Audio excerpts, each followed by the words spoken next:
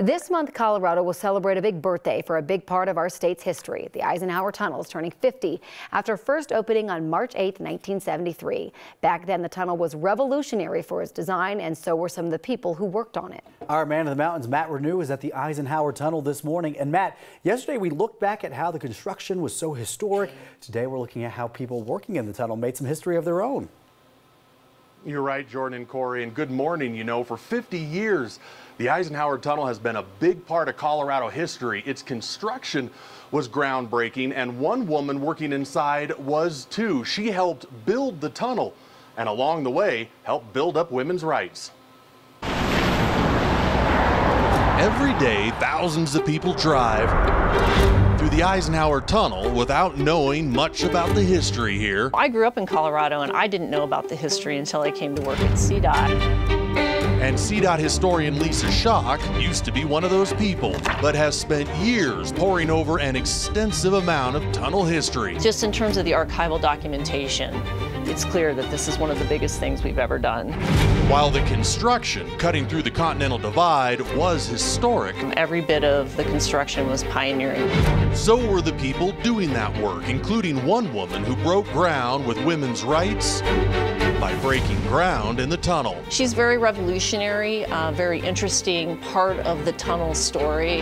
Her name was Janet Bonnema, an engineering tech who applied to work in the tunnel and supervisors thought was a man. There was a clerical error and they read her name as James instead of Janet. When Janet showed up for work, those supervisors wouldn't let her in the tunnel. Just at a time when women weren't in this sort of work culture. So she sued, she won, and she walked into the tunnel while 67 men walked off the job. There's some mining myth, a Cornish mining myth, I think, that women in tunnels is bad luck. But Janet kept working and paved the way for women's rights while building an important part of Colorado history. It was a big deal.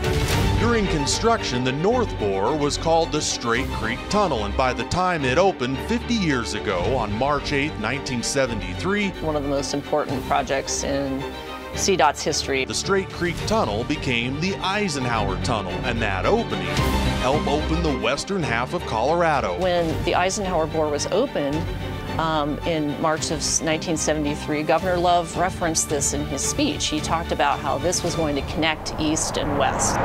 Today, the Eisenhower Tunnel is still the highest elevation vehicle tunnel in the United States. But we are the highest point on the interstate system. And Lisa says for the last 50 years, has helped keep Colorado history rolling. There's a lot of history. There's more than 50 years of history with that tunnel. So much history here. By the way, of the 67 men that walked off the job when Janet walked on the job, 66 came back the next day, so only one guy actually quit over it. Jordan and Corey, some more history about this. We are in the operations center of the tunnel where they monitor everything that happens. It is state of the art in here. Every vehicle is counted automatically, but back in the 70s and 80s, a person would go out into a box and count each car one by one with a clicker. So that's how they did it back in the day. Could you imagine if you were even trying to do that today, how many cars you'd be trying to keep up with? You'd just be clicking. All you had to do is just do this. Oh, and get old real fast. That was a good day, right? That was a good day at work.